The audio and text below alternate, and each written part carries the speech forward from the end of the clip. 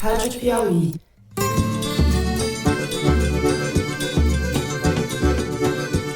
Olá, sejam muito bem-vindos ao Foro de Teresina, o podcast de política da revista Piauí. À luz de nossas responsabilidades comuns, porém diferenciadas, continuamos a colaborar com os esforços mundiais contra a mudança do clima.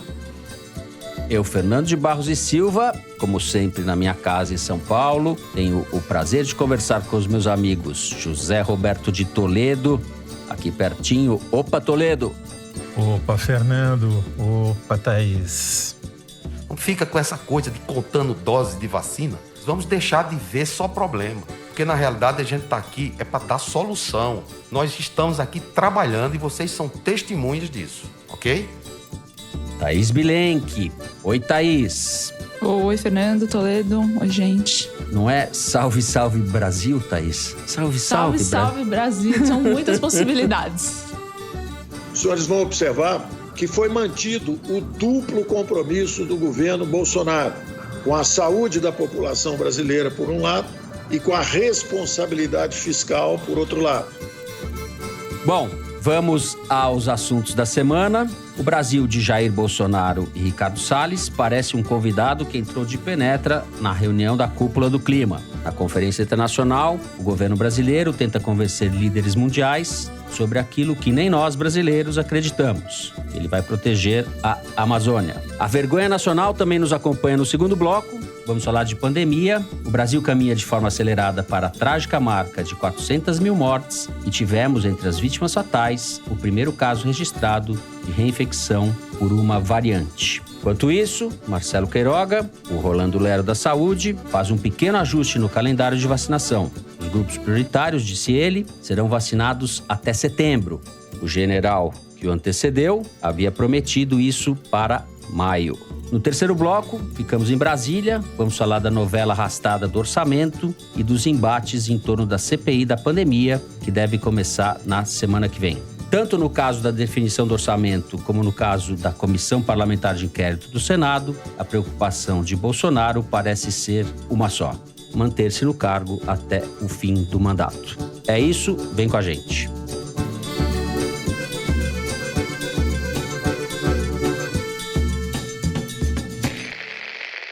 O Brasil chega à Cúpula do Clima para se reunir com 40 líderes mundiais na condição de pária ambiental.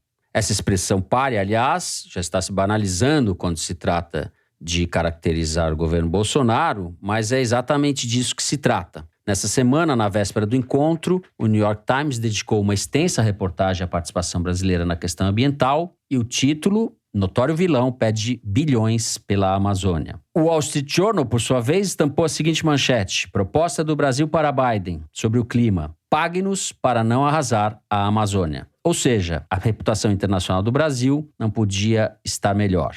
No front interno, as semanas que antecederam a cúpula foram marcadas por forte oposição ao ministro Ricardo Salles. Foram marcadas, mais do que isso, por evidências de que o ministro de Bolsonaro insiste em praticar uma política consistentemente anti-ambientalista. Na outra semana, o superintendente da Polícia Federal do Amazonas havia acionado o Tribunal Federal para denunciar que Salles estava atuando para sabotar o trabalho de fiscalização da Polícia Federal na floresta contra madeireiros. Alexandre Saraiva, o superintendente da PF, foi exonerado do cargo dias depois de ter levado o assunto ao STF. Nessa segunda-feira, o Imazon, que é um instituto que mede o desmatamento na Amazônia, divulgou que o desmatamento na região atingiu em março o pior índice para um mês nos últimos 10 anos. Foram desmatados 810 quilômetros quadrados da Amazônia Legal, o que equivale simplesmente à cidade de Goiânia. O total da devastação é 3 vezes maior do que a área desmatada em março de 2020.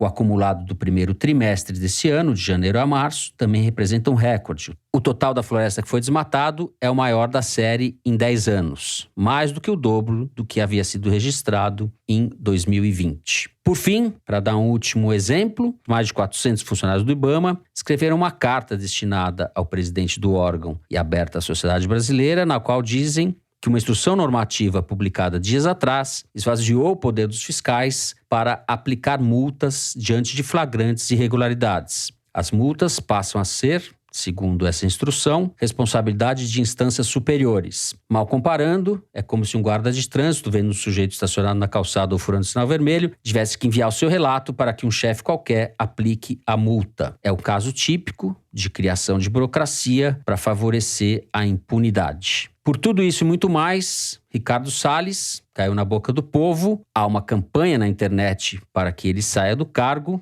mas isso não parece ser o que vai acontecer. O presidente Jair Bolsonaro o prestigiou na véspera da reunião do clima. E eu pergunto para você, Thaís Bilenque, alguma chance do Ricardo Salles ser derrubado do cargo? Fernando, eu conversei com um governador que não quis ser identificado para poder falar livremente, embora seja muito crítico do Ricardo Salles, não vê chance dele cair justamente porque o projeto dele é o projeto do Bolsonaro, enfim, ele cumpre a missão do chefe, nas palavras desse governador. E é evidente para ele, como para quem observa a situação, que o Ricardo Salles não tem compromisso com a agenda ambiental, o compromisso dele é com um projeto de poder do Bolsonaro e especialmente para acenar para um grupo de eleitores mais radicalizado que gosta desse discurso e que gosta dessa prática, pior que o discurso, antiambiental. Então vou retomar um pouquinho para falar sobre a agenda climática ou anticlimática do Brasil. Quando o governo Bolsonaro tomou posse, o discurso em relação ao meio ambiente mudou completamente. Tanto Bolsonaro quanto o Salles esbravejavam contra países como a Alemanha, que financiavam ações de preservação ambiental no país. Eu não sei se vocês lembram, o Bolsonaro chegou a dizer, abre aspas, para a senhora querida Angela Merkel, que a Alemanha ia parar de comprar a Amazônia a prestações. Tanto a Alemanha quanto a Noruega são responsáveis pelo Fundo Amazônia, que foi constituído em 2008 para a preservação da floresta, para ações que vão desde apoio a comunidades ribeirinhas até ao próprio apoio ao IBAMA, por exemplo, no combate ao desmatamento e incêndios. O resultado dessa postura do Bolsonaro e do Ricardo Salles, que mais do que falar, agiu ao querer tirar a sociedade civil do comitê que destina os recursos do Fundo Amazônia, foi suspendê-lo. Então, a gente tem 3 bilhões de reais parados desde 2019, porque o Fundo Amazônia foi desativado, está em suspenso, ele pode ser retomado se o Brasil der sinais de comprometimento com o fim do desmatamento, mas isso ainda não está em questão, porque a gente está 10 mil passos atrás. O que eu estava querendo dizer é que o discurso mudou muito, porque se em 2019 o Bolsonaro dizia que não precisava do dinheiro da Alemanha, agora, nessa carta que ele mandou ao Joe Biden, presidente dos Estados Unidos, ele tem um tom todo protocolar, dizendo, por exemplo, inspira-nos a crença de que o Brasil merece ser justamente remunerado pelos serviços ambientais que seus cidadãos têm prestado ao planeta. Em termos práticos, o que Bolsonaro e Ricardo Salles querem é $1 bilhão por ano para atingir uma meta que já tinha sido firmada, que é acabar com o desmatamento ilegal em 2030, mas que para isso eles usam como base dados de desmatamento anteriores à posse do governo e, portanto, já usando uma taxa inflacionada, digamos assim, quer dizer, desmatando mais do que já estava sendo desmatado antes deles assumirem. Esse pedido de $1 bilhão serviria para 2 projetos prioritários. O primeiro é para pagar proprietários de terra que cumprem a lei ao proteger a natureza, que chama PSA, Pagamento por Serviços Ambientais. O PSA foi aprovado em lei no Congresso, é um consenso entre ambientalistas e o agronegócio, e interessa ao Salles e ao governo Bolsonaro porque remunera produtores rurais, que são uma base de apoio importante do bolsonarismo. O problema, segundo o deputado Rodrigo Agostinho, que foi presidente da Comissão do Meio Ambiente até o ano passado, é que boa parte do desmatamento na Amazônia acontece em terras públicas, onde o PSA não serve para nada. Para evitar desmate e queimada em terra pública, é preciso fiscalização e prevenção, e essas 2 frentes são constantemente desmontadas pelo governo Bolsonaro. O IBAMA é esvaziado, perde orçamento e perde poder, você acabou de mencionar o último exemplo disso. Salles diz que não tem nada a ver com a diminuição do orçamento no Congresso, mas supondo que realmente ele não tivesse nada a ver com isso, se o Fundo Amazônia não tivesse sido desativado, muitas ações do IBAMA teriam sido viabilizadas, porque o Fundo Amazônia, desde 2014, ajuda a custear operações do IBAMA. Então, é mais uma fonte de recurso perdida por causa da postura do governo lá no início. Mas o dinheiro que o Salles quer, esse $1 bilhão dos Estados Unidos e de outros países também, é para montar uma força de polícia na Amazônia, que seria formada por militares da reserva e policiais militares de outros estados, que ficassem diretamente subordinados ao governo federal. É a mesma premissa de outros projetos que o governo Bolsonaro já apresentou ao Congresso, que na avaliação da Adriana Ramos, do Instituto Socioambiental, que é uma ONG voltada a questões do clima, atende muito mais a interesses político-eleitorais do Bolsonaro do que propriamente ao fortalecimento da agenda ambiental, porque esta agenda ambiental passaria pelo fortalecimento do IBAMA, do ICMBio e demais órgãos, que é o oposto do que eles estão tentando fazer. O oposto do que eles vêm fazendo desde o começo do governo, né? Desde a campanha, né, com o discurso que já fez o desmatamento aumentar em 2018. Zé, eu acho que nessa questão você talvez esteja mais pessimista do que nós. Eu queria olhar a floresta sem trocadilho, literalmente, né? Em 2018, o Brasil decidiu democraticamente andar para trás, em todas as áreas, né? Da saúde, da expectativa de vida, da economia e principalmente, talvez, do meio ambiente. Então, a maioria da população brasileira se deixou conduzir pelos desmatadores, virou boiada. Pelos Naban Garcia, da UDR, União Democrática Ruralista, pelos Ricardo Salles, candidato a deputado federal do Partido Novo, ex-secretário do governador Geraldo Alckmin, do PSDB em São Paulo. Esses dois aí pegaram carona na comitiva milico-policial do Bolsonaro para formar a nova caquistocracia brasileira, né? O resultado disso foi que o menino da porteira fez passar a boiada como? Desmontou o sistema de fiscalização que tinha conseguido reduzir em 83%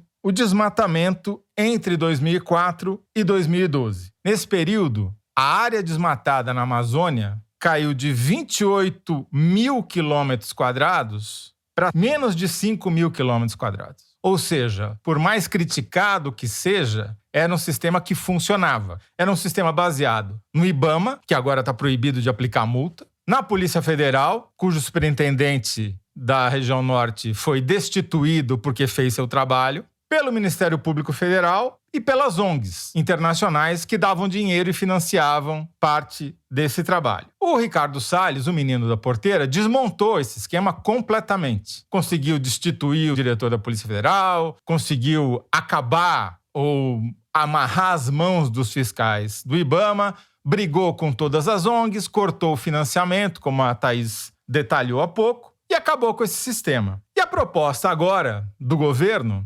pressionado internacionalmente, o que o governo Bolsonaro fez? Primeiro, colocou o exército lá, deu uma função para o vice-presidente da República, o general Mourão, de supostamente combater. Obviamente não funcionou. O exército, as Forças Armadas pegaram esse dinheiro para pintar quartel e comprar brinquedinho novo, não fizeram nada de relevante. Ao contrário, o desmatamento continua crescendo, como os dados do Amazon mostram. E agora, para arrancar, para extorquir $1 bilhão por ano do governo americano, eles vieram com uma proposta de substituir esse sistema de fiscalização que era coordenado pelo Ministério do Meio Ambiente por um negócio que é um monstrengo, uma mistura de exército com a Força Nacional, que não existe. A Força Nacional é um conjunto de policiais militares estaduais. Não tem uma força própria. Quem são os policiais militares? Quem são os militares do Exército que eles querem usar nessa Força Nacional Ambiental? São os eleitores cativos do Bolsonaro, que vão prestar serviço para quem? Para os madeireiros que são apoiados pelo Ricardo Salles, do Partido Novo. Foi candidato pelo Novo, ele é tão liberal que foi expulso do Novo. Muito bem.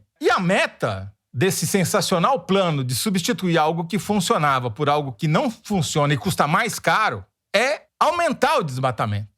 A média, nos anos pré-Bolsonaro, era de 7,1 mil quilômetros quadrados desmatados por ano. A meta que eles estão propondo atingir no fim de 2022 é 8,7 mil quilômetros quadrados. É mais do que era antes deles chegarem. Isso vai custar $1 bilhão por ano, com uma estrutura que não funciona, que é formada basicamente pelo eleitorado do Bolsonaro. Quer dizer, a gente conseguiu atingir o patamar da caquistocracia infantil, mirim, do jardim da infância, né? Porque além dos crimes ambientais, além de apoiar criminosos e de devastar a Amazônia, o ministro Ricardo Salles, que tem o comportamento de uma criança em idade pré-escolar, conseguiu transformar um empate que estava havendo nas mídias sociais, porque os bolsonaristas se organizaram para subir uma hashtag em apoio a ele na véspera da cúpula global, Fica Salles, estava ali empatado, segundo o levantamento do Arquimedes. Daí o Ricardo Salles resolveu brigar com a Anitta, a cantora. Sim. E aí inverteu o jogo. O que era um empate virou uma derrota flagrante de 70-30. 70% a 30% contra ele. Por quê? Porque os caras que não costumam discutir política no Twitter entraram todos para apoiar a Anitta e contra o Ricardo Salles. E a minha esperança, para não ser totalmente pessimista, é essa, Fernando. É que em 2022, as pessoas que decidiram apoiar os madeireiros e o projeto caquistocrático militar se deem conta e façam como a Anitta e troquem de lado. Eu li hoje, quando a gente está gravando o programa, um artigo muito bom, vai na linha um pouco do que você está falando, do Conrado Hübner, que é professor de Direito Constitucional da USP, publicou na Folha. O título é Bolsonaro convida Biden para desmatar. Ele elenca quais são as características do que ele chama de política antiambientalista autoritária do Bolsonaro. É uma concepção de que a Amazônia deve servir para explorar madeira, explorar minério, fazer pasto, fazer monocultura exportadora. Os grupos que esse projeto favorece são os grupos mais retrógrados e predadores, que vão levar realmente, já estão levando a situação da floresta para uma situação insustentável e talvez irreversível, né, de savanização, etc. Então, a gestão do Salles nesse sentido é um grande êxito dentro do bolsonarismo, né? Para essa política, ele talvez seja um dos ministros que está entregando aquilo que o Bolsonaro anunciava e prometia. Quanto isso vai inviabilizar o governo, inviabilizar o futuro do Bolsonaro, a gente ainda não sabe, Thaís. Eu queria lembrar que em 2019, o sonho do Bolsonaro, isso quem me falou foi o Eduardo Bolsonaro andando pelo corredor da Câmara, era trazer o Trump para o Brasil numa agenda bilateral para anunciar um acordo lá na Amazônia. No lugar disso, eles estão tendo que se contentar com 3 minutos de pronunciamento numa cúpula virtual que o Biden está fazendo e obrigando o governo Bolsonaro a adotar um tom muito mais protocolar do que eles adotariam com o Trump, enfim, pedindo esse dinheiro. Agora, tem um aspecto importante que é o interesse do Biden em eventualmente fechar um acordo com o Brasil, porque para o Biden interessa mostrar ao mundo que ele está à frente dessa agenda ambiental no mundo, coisa que com o Trump os Estados Unidos perderam, e também, ao mesmo tempo, mostrar que de alguma forma ele adestrou, digamos assim, o maior ou um dos maiores políticos negacionistas do planeta, né? Então, acho que existem interesses pragmáticos de ambas as partes que serão levados em consideração muito mais, talvez, do que o resto.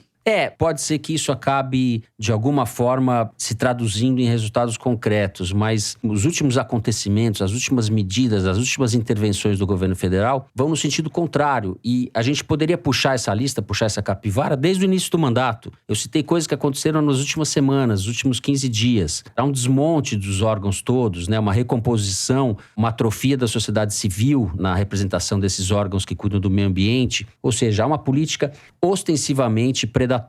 É possível que alguma coisa disso se reverta? Eu sou cético em relação a isso. Boa parte dos dados que eu citei aqui estão explicados de uma maneira muito melhor e mais clara num artigo escrito pelos professores Renato Sérgio de Lima e André Pereira de Carvalho, da Fundação Getúlio Vargas e do Fórum Brasileiro de Segurança Pública, no site da Piauí, publicado nesta quarta-feira, tá?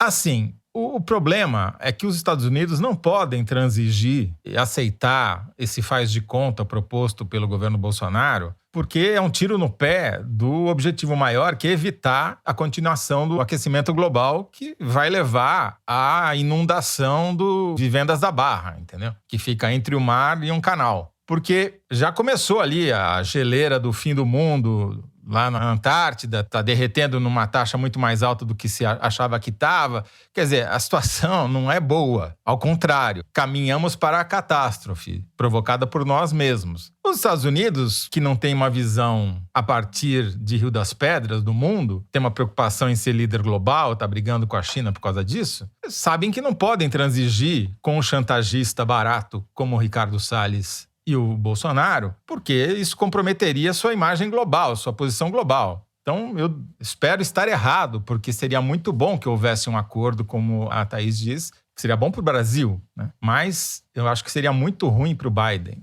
Então, eu fico muito cético, porque tudo isso que a gente falou aqui, eles sabem melhor que nós. Eles são donos dos satélites, eles veem muito antes da gente. Bom, vou fazer uma atualização. Enquanto a gente gravava, aconteceu a primeira parte da cúpula do clima. O Bolsonaro foi o 20º dos 40 líderes mundiais a falar. Ele esperou 1h e 48 minutos e um pouco antes o Biden saiu da sala. O Bolsonaro fez um discurso para americano ver, americano, alemão, norueguês, no qual ele usou até um linguajar que não lhe é próprio. Disse mentiras como a que ele determinou o fortalecimento dos órgãos ambientais no Brasil, e não dá pra gente dizer que ficou surpreso com isso. É isso aí, voltamos para a programação normal. Perfeito, muito bem. A gente vai encerrando o primeiro bloco do programa por aqui. No próximo, a gente vai falar de pandemia. Vem com a gente.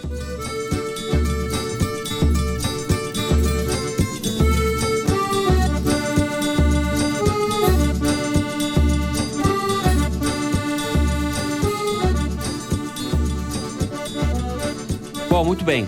Pandemia.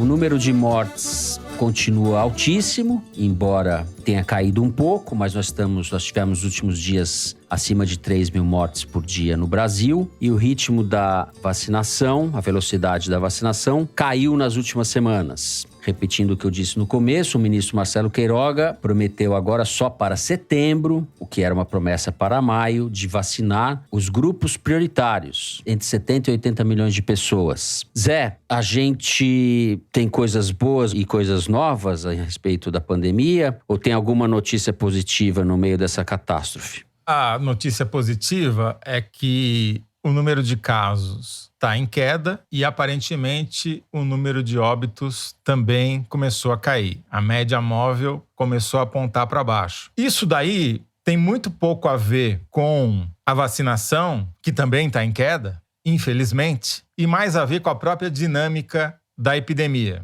São espasmos, né? Então você tem uma explosão do número de casos, uma explosão do número de mortes, daí os governantes resolvem, atrasados, fazer alguma coisa, tentam fechar os estados, as cidades, o comércio, etc. Conseguem mais ou menos. Isso demora 2, 3, 4 semanas para fazer efeito no número de casos, mais 2 semanas para fazer efeito no número de mortes. Aí quando começa a cair, eles abrem tudo de novo e a gente recomeça e tem uma terceira onda. É assim que as coisas funcionam, não só no Brasil, mas principalmente aqui. A questão que eu queria trazer aqui é a seguinte: de quem que é a culpa? Porque o ministro da Saúde, o quarto, que eu não vou nem falar o nome, porque muda sempre, né? Tanto faz, dá na mesma. Rolando Lero, eu lembro. Esse cara aí disse que a culpa é do povo, é das pessoas que não se precavem, não se previnem. Eu digo que a culpa é dele e do chefe dele e de todo mundo que acha que essa é um problema que tem uma solução individual. Isso daqui não tem solução individual. Não é cada um por si.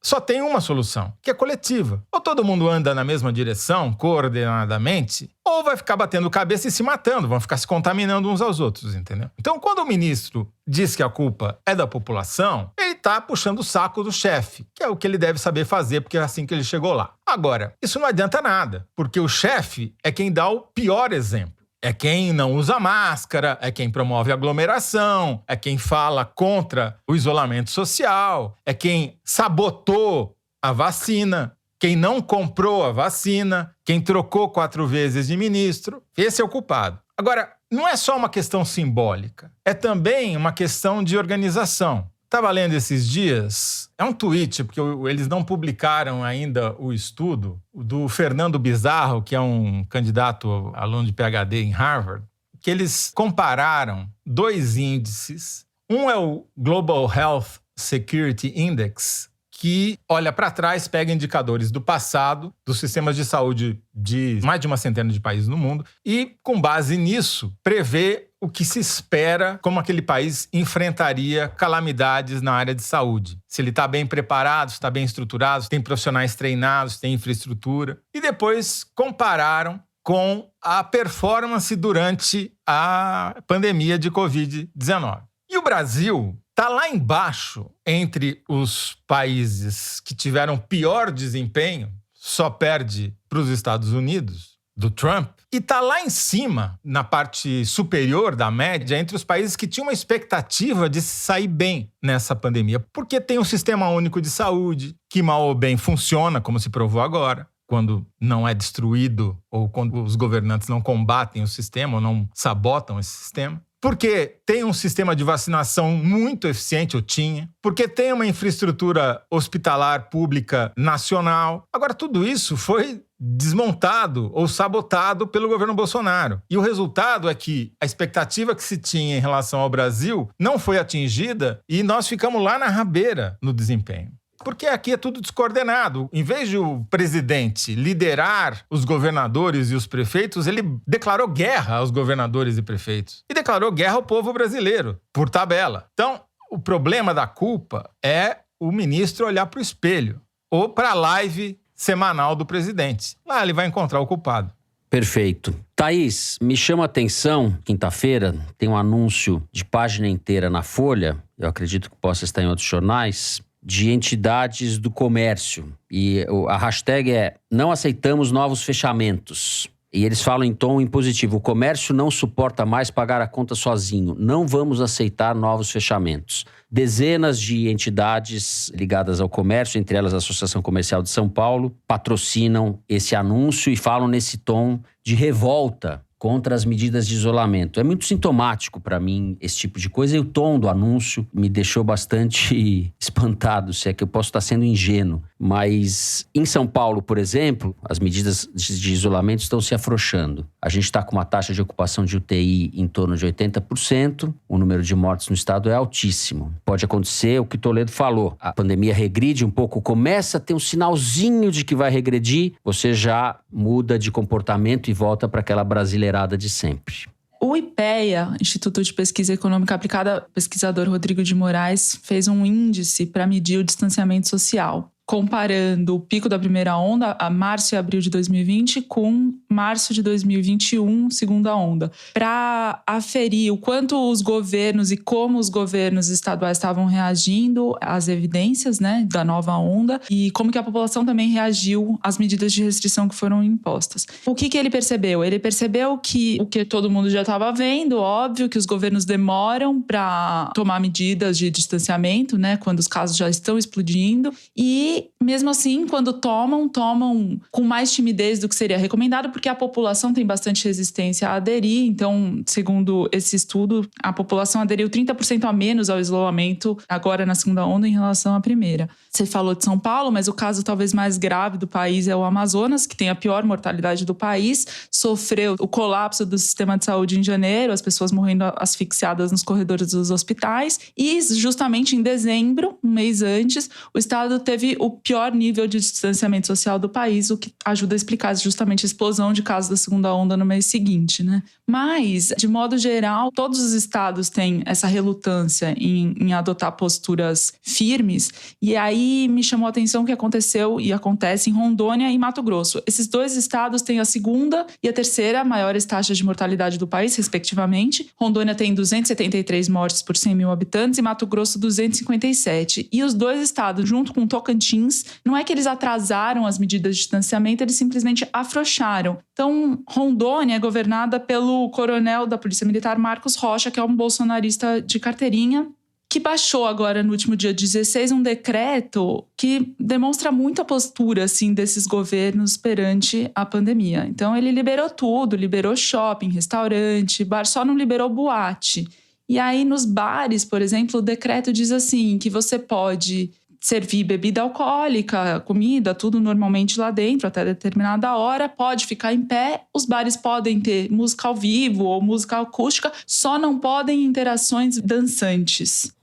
Parece até que ele tá fazendo piada, mas não é engraçado, porque em abril de 2020, em Rondônia, morreram 15 pessoas de Covid. Em março de 2021, morreram 1.235 pessoas. Mas é isso, os cinemas estão liberados. Então, o que esse estudo do IPEA conclui é que é preciso que os governos estaduais entrem com medidas muito mais firmes, até já calculando a resistência que vai haver, tanto por parte dos setores empresariais e comerciais de tentarem afrouxá-las, quanto da própria população que não quer mais ficar em isolamento.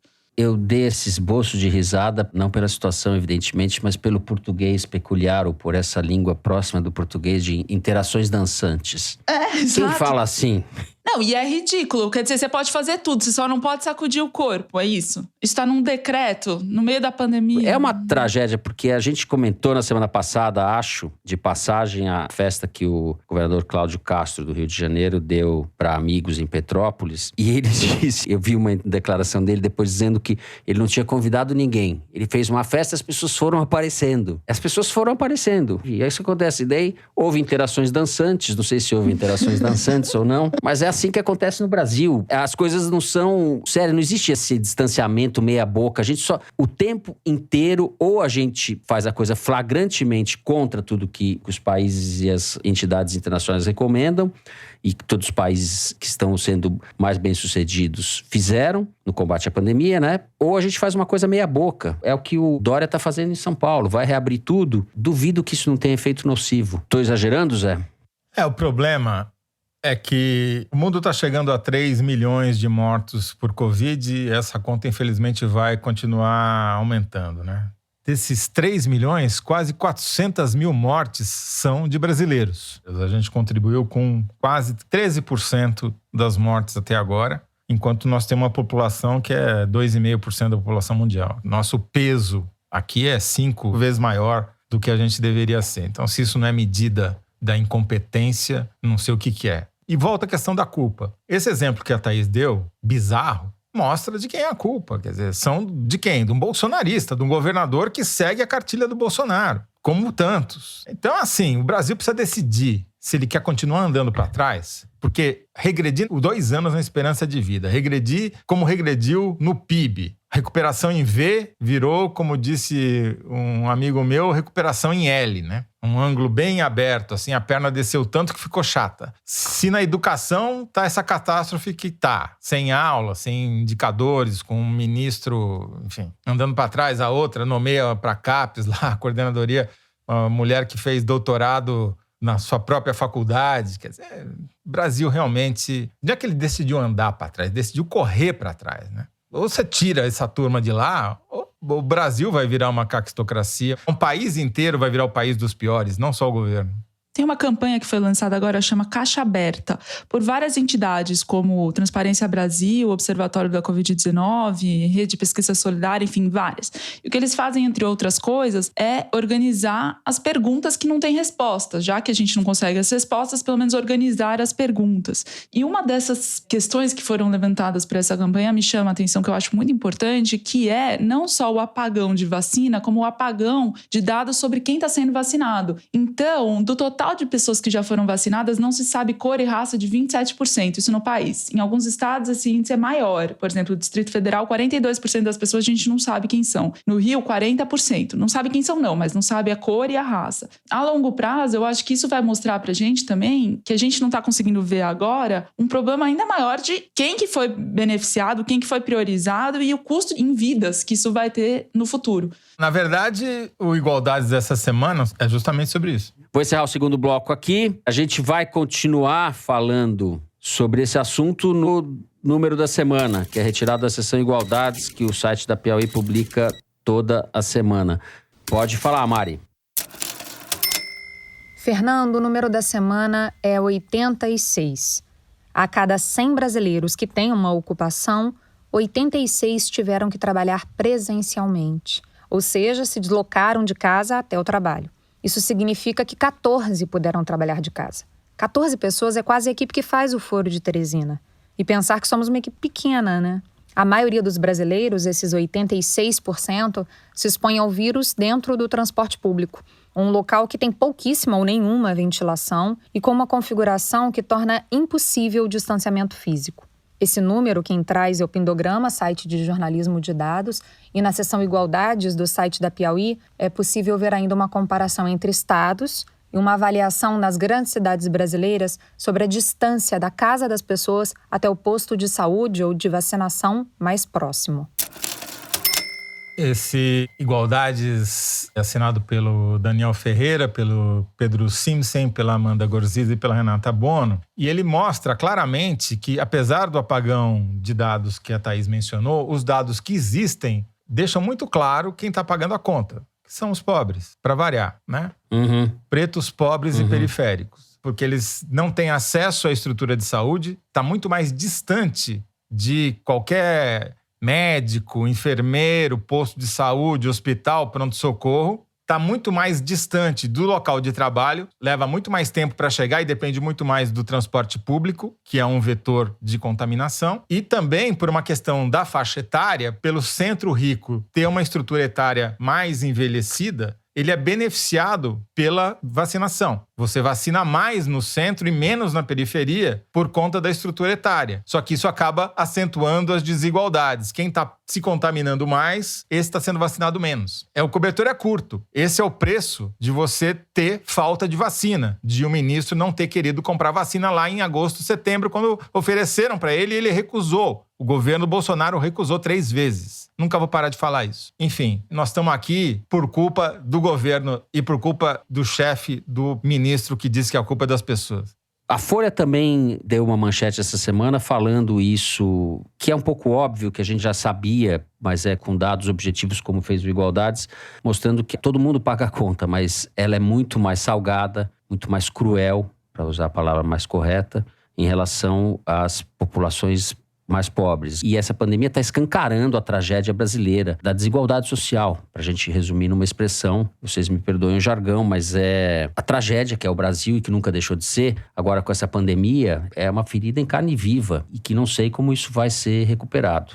Realmente não sei. Pessoas passando fome, milhões de pessoas, né? Passando fome. Fora esses índices de mortalidade que atingem muito mais as populações das periferias e de menor renda. Eu acho que quando tudo isso acabar, se isso tudo acabar, em algum momento lá na frente, a gente vai perceber o quanto a pandemia afundou ainda mais o abismo social que tem no Brasil. Assim, a gente vai ter números que vão ser dramáticos. É exatamente isso, Thaís. E com agravante, provavelmente. Há um risco dessa doença se tornar endêmica entre os mais pobres. Ou seja, se não se livrar dela entre a população mais pobre, menos vacinada, com menos acesso à saúde, mais exposta à contaminação, ela virá uma espécie de malária, de febre amarela. Está sempre lá, todo ano volta, entendeu? Que vai acentuar mais ainda a diferença entre os países, entre os que conseguem vacinar toda a sua população e os que não conseguem, e entre as populações pobres e as populações ricas dentro desses mesmos países desiguais. Bom, a gente encerra aqui o número da semana. Vamos passar para o terceiro bloco, falar do orçamento do governo Bolsonaro e da CPI da pandemia. A gente já volta.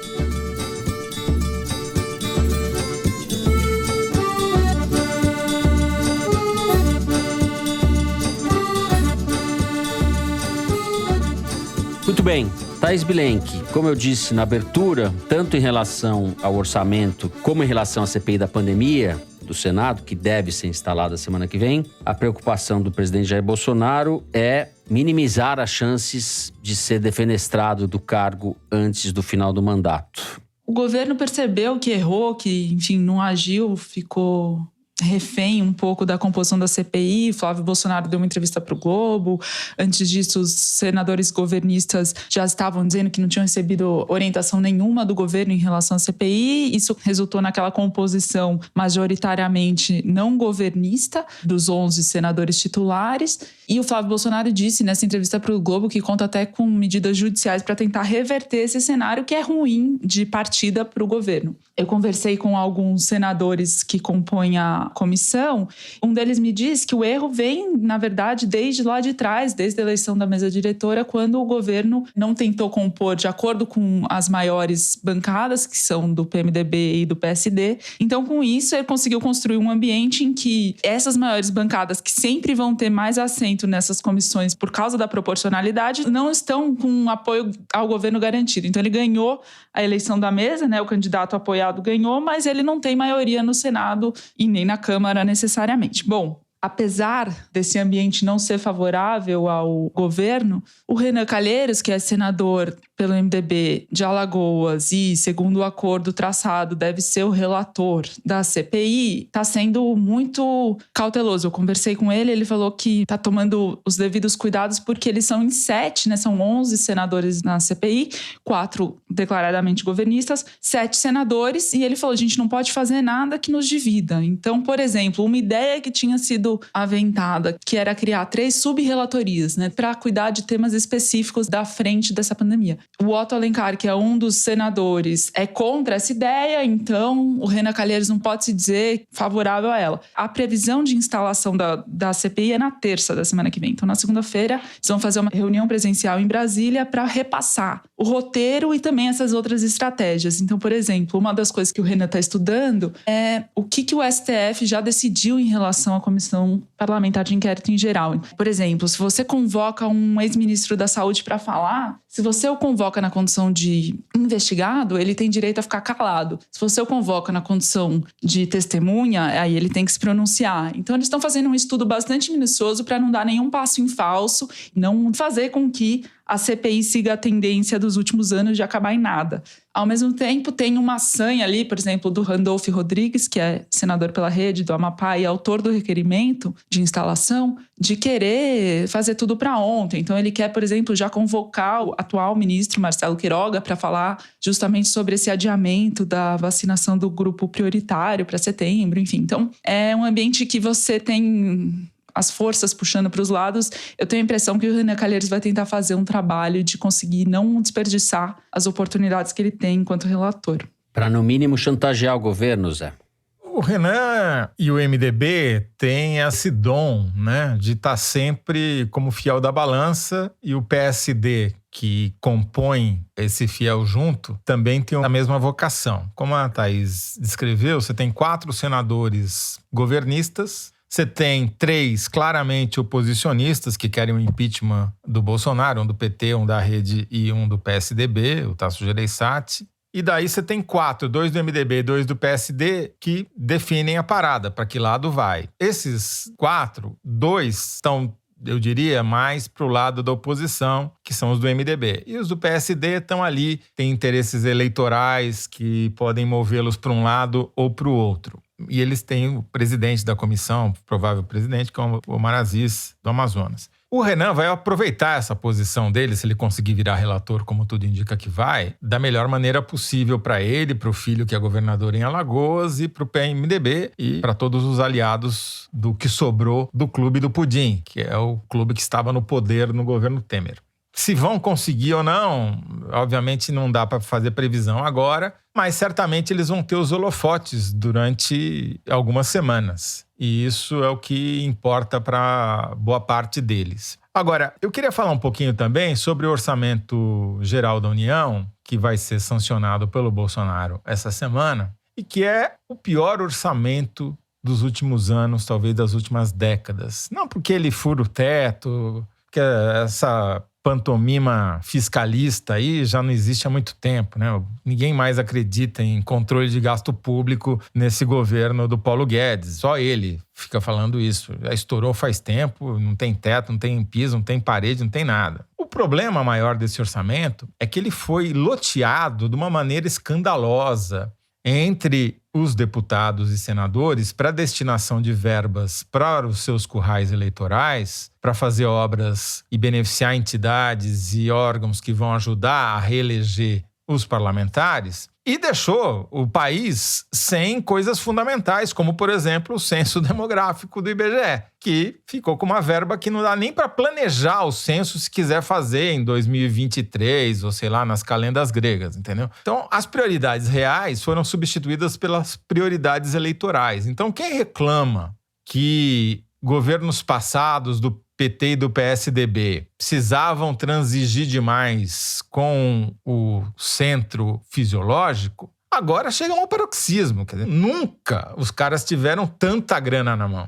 A nova política é muito pior que a velha política, é muito mais dando que se recebe do que a anterior. E essa permissividade com o dinheiro público, ele vai se entranhando e vai chegando até os caninhos mais baixos. Essa semana, o Luigi Maza, repórter da Piauí, ex-diretor do Folha de Teresina, publicou uma reportagem sensacional na Piauí sobre as viagens precursoras do presidente Jair Bolsonaro. A precursora, todo mundo lembra, é aquele avião, ou aquele voo, ou aquelas pessoas que vão antes do presidente, para onde ele se destinará dias depois, para preparar segurança, infraestrutura, dar uma olhada em tudo como as coisas funcionam e tal. É a famosa precursora que levou quase 50 quilos de cocaína para a Espanha, lembra? Aquele avião? Então, aquilo lá era uma precursora. Pois bem, o que o Luigi conta nessa reportagem, que chama É Praia, é Piscina, é Viagem Oficial, ponto de exclamação,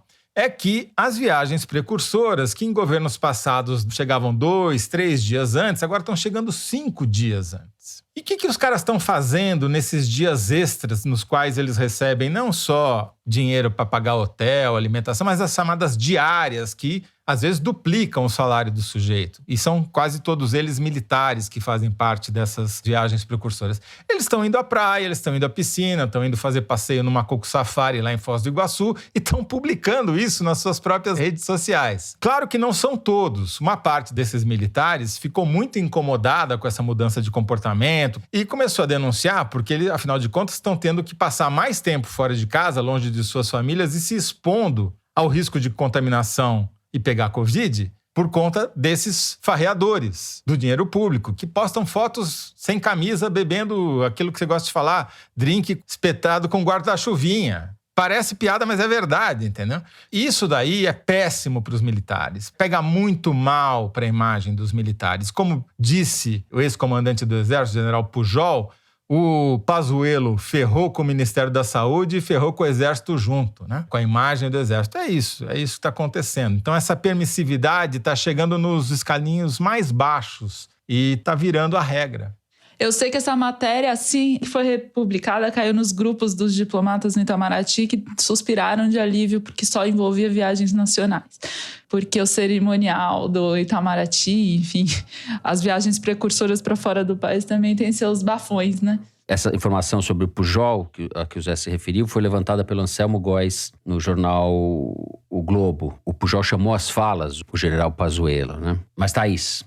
A gente estava falando do orçamento, né, que abriu espaço, arrombou um espaço para o Congresso no orçamento, o governo nas mãos do Centrão, etc., que é uma coisa que sempre aconteceu e tudo. E, ao mesmo tempo, o Centrão falando que, nas palavras de um representante com quem eu conversei, vai até a porta do cemitério, mas não entra no túmulo junto com o governo. Então, enquanto o governo tenta se viabilizar, acenando para suas bases radicais, seja no meio ambiente com Ricardo Salles, seja com projeto para a polícia militar na Amazônia, seja com o que for, e o Centrão fazendo ponderações a essa postura. Enfim, o Centrão, por exemplo, quer a queda do Ricardo Salles e imagina que ele não vai cair porque ele atende ao interesse do presidente Bolsonaro. Então, é isso, o governo vai abrindo esse espaço cada vez maior para o Centrão, que pode não ir com ele em 2022 na reeleição.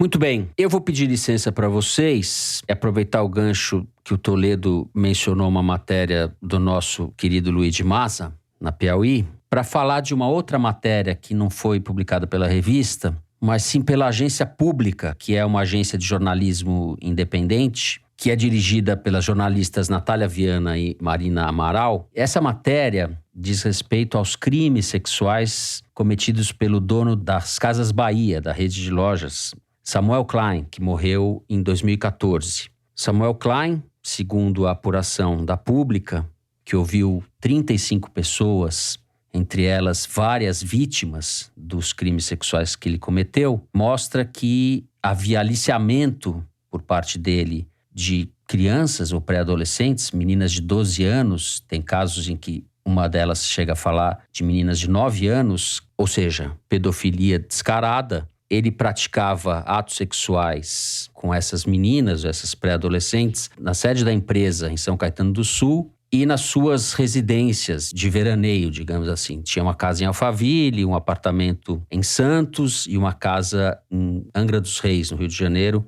onde ele saía de iate com essas meninas. Eu estou mencionando isso porque esse caso é gravíssimo e a matéria teve, a meu ver, uma repercussão na imprensa de maneira geral muito menor à gravidade do que o assunto merece. A gente sabe que as Casas Bahia foram, não sei se são ainda, um dos maiores anunciantes da imprensa brasileira nas últimas décadas. Eu acho que é um assunto para que a gente reflita, embora seja diferente do caso João de Deus, o tipo de assédio, de crime sexual, o modus operandi não seja exatamente o mesmo, o escândalo é da mesma ordem, né? E é só a gente ver a repercussão que teve o caso João de Deus e a repercussão que está tendo esse caso. Eu só fico abismada com a certeza da impunidade, porque era um esquema que envolvia centenas de pessoas, não era nada discreto, envolvia helicóptero, envolvia segurança armado, envolvia tudo.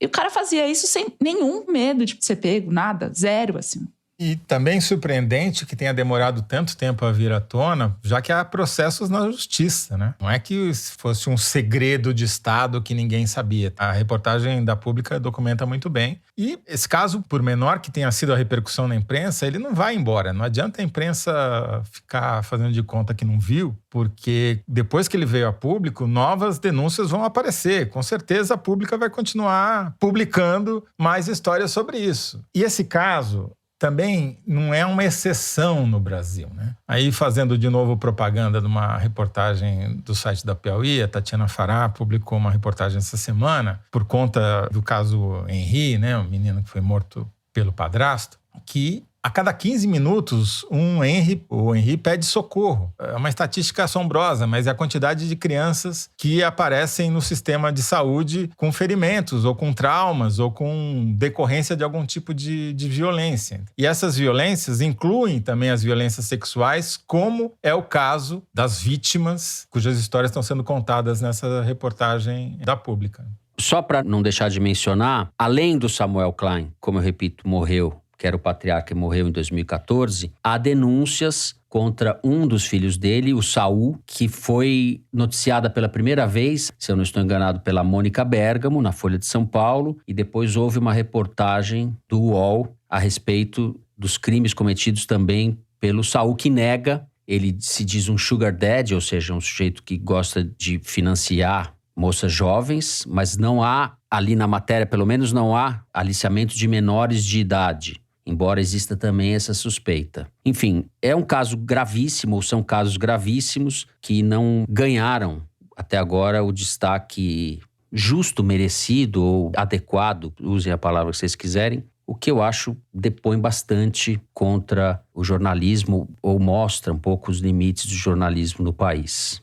Bom, a gente parabeniza mais uma vez a agência pública pelo trabalho e, para superar esse assunto horroroso, aliviar o clima, esses assuntos horrorosos, né, sobre os quais nós somos obrigados a nos debruçar, vamos para o momento Kinder Ovo. Este momento também horroroso para mim, porque é derrota em cima de derrota. Só o Supla me salvou. A Thaís já tá esfregando as mãos. É humilhação. Eu vou lançar a campanha pra gente substituir o momento Kinder Ovo por alguma outra coisa. É humilhação garantida. A hora do vexame. Solta aí, Mário. Nós estamos vendo muitas enfermidades que estão de férias e licença prêmio, até porque elas vão demorar para voltar, tipo bala perdida, tá de férias, doença do fígado, do rim, AVC, trombose, parada cardíaca, né? Ficaram de férias. Não, mas que legal, né? A gente viu dizer que as filas agora estão diminuindo, já tem até vaga em UTI, em alguns hospitais, depois da instalação da CPI, que é feito bacana, né?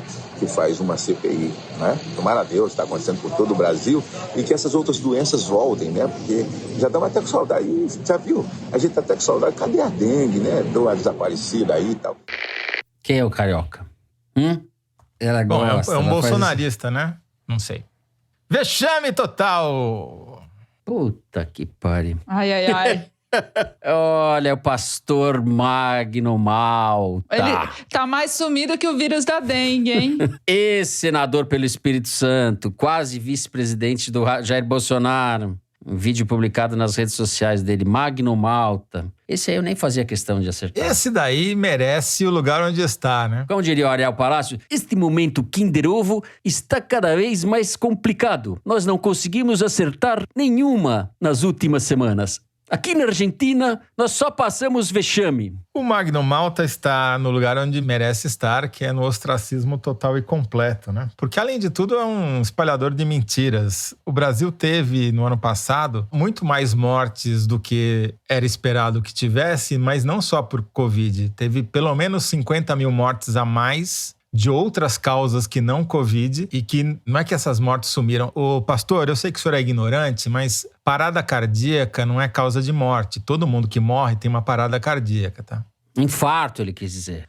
O Magno Malta. Deixa ele sem ninguém ganhar dele no Kinder Ovo. Esse daí não faz falta, não. Eu fiz uma brincadeira com o nosso querido Ariel Palacios. Fiz essa ousadia de imitá-lo, né, Mari? Mas queria mandar um abraço para ele, nosso querido colega da Globo News, que fala diretamente da Argentina. Bom, com isso a gente encerra o Momento Kinder Ovo. Vamos para as cartinhas. Correio Elegante, o momento de vocês. Melhor momento do programa, porque são vocês que falam e não a gente falando bobagem aqui. Eu vou ler um e-mail que a gente recebeu do Robson. Diz o seguinte: estava lendo Incidente em Antares quando me deparei com a seguinte passagem. Não direi que aqui em cima estejamos numa democracia. Imaginemos que isso é uma tanatocracia e os sociólogos do futuro terão de forçosamente reconhecer esse novo tipo de regime. Fecha aspas. Incidente Antares, romance do Érico Veríssimo. Continua o Robson. Teria a caquistocracia aberto o caminho para a tanatocracia no Brasil? Pontos de interrogação. Abraços de um catarinense que mora em Lisboa e é ouvinte assíduo do Foro. Abraço para você, Robson. Boa menção do Incidente Antares. Teve um momento cabeção do nosso ouvinte. Vou ler o recado da Tainá Aquino. Oi, equipe linda do Foro. Não sei precisar o momento exato em que me apaixonei pelo Foro de Teresina, mas sabia que seria um termômetro do meu interesse por qualquer pessoa. Quando me apaixonei pela Bruna, minha namorada, por enquanto, à distância, eu disse: vamos para o teste de fogo. Escuta esse podcast e me conta se você gostou. Desde então, Bruna passou a escutar o Foro pontualmente. E me cobra: já ouviu o episódio dessa semana? Vou ter que me casar com essa mulher, não vai ter jeito. E ela escuta tudo direto da Nova Zelândia, 15 horas distante de mim, no futuro. E eu, daqui no calor do Ceará. Obrigada por isso, Toledo, Fernando, Thaís e equipe. Somos fãs de vocês. Um beijo pra Bruna e pra Tainá. Bom, a Mari Faria mandou eu ler um e-mail escrito pela Marina Heleno. Estava com os hormônios à flor da pele por culpa da pandemia e desse desgoverno que não sabe comprar vacina e nem fazer lockdown. E eis que, ouvindo o último episódio do Foro, escuto o Fernando dizer: Mari Faria edita o Tinder do Foro Privilegiado, ao invés do teaser. Então me ocorreu propor que a comunidade do Foro finalmente se organize num aplicativo de paquera. Afinal, quem não quer encontrar alguém para passar raiva junto nesse Brasil distópico? Por favor, mandem um beijo para meu casal favorito no mundo, a Bárbara e o Francisco, que estão de casa nova e recebem todo mês o presente que eu dei, que é a assinatura da Piauí. Eles ainda não entenderam que a revista é meu pedido de casamento para os dois. Quem sabe, se esse e-mail for lido pela voz impecável do Toledo, eles não se tocam. Opa! Ô, Bárbara e Francisco, se toca, porra. Você acha que ela assinou a Piauí de graça, à toa? Pô, vamos lá, aceita o pedido de casamento aí da nossa Marina Heleno. Muito bem. Eu falei Tinder mesmo? Não, ela ouviu errado. Foi um ato falho de escuta. Ato falho de escuta. Ela que tá pensando as coisas erradas. E a gente falou certo aqui. Eu só quero fazer um registro, Fernando, que é o seguinte. O meu amigo Jorge Furtado, cineasta, me mandou uma mensagem. Porque na semana passada eu li um trecho que eu peguei no Twitter de um ouvinte do Foro que citava a caquistocracia. E o Jorge reconheceu que esse trecho é do livro Agosto, do Rubem Fonseca, que ele transformou em minissérie, né? Então, é para provar que nada se cria, tudo se copia na vida. Provavelmente eu ouvi o Caquistocracia ou li o Caquistocracia no Agosto e depois reproduzi como novidade aqui no Foro. É tudo copiado. Bom, antes de terminar, eu queria tomar a liberdade para dedicar o programa de hoje ao nosso amigo e colega Armando Antenori, que junto com o Ricardo Calil dirigiu o filme Os Arrependidos, sobre uma passagem dramática da ditadura e que ganhou o prêmio de melhor filme no festival É Tudo Verdade. Então, fica aqui o abraço para o Antenori e a recomendação para que vocês vejam esse documentário. É um filmaço. O Foro de Teresina é uma produção da Rádio Novelo para a revista Piauí, com a coordenação geral da Paula Scarpim, a direção é da Mari Faria, a produção do Marcos Amoroso. O apoio de produção é da Cláudia Holanda, a edição é da Evelyn Argenta e do Thiago Picado. A finalização e a mixagem são do João Jabassi, que também é o intérprete da nossa melodia tema, composta por Vânia Salles e Beto Boreno. A Mari Faria edita também os vídeos do Foro Privilegiado, o teaser do Foro que a gente publica nas redes da Piauí. A nossa coordenação digital é feita pela Kelly Moraes e pela Juliana Jäger. A checagem do programa é do Plínio Lopes e do Gustavo Queiroz. O Foro de Teresina foi gravado nas nossas casas com o apoio do Gustavo Zisman. Eu, Fernando de Barros e Silva, me despeço dos meus amigos José Roberto de Toledo. Tchau, Zé. Tchau, Fernando. Tchau, Thaís. Thaís Bilenque. Tchau, Thaís. Até. Tchau, tchau. É isso, gente. Até a semana que vem.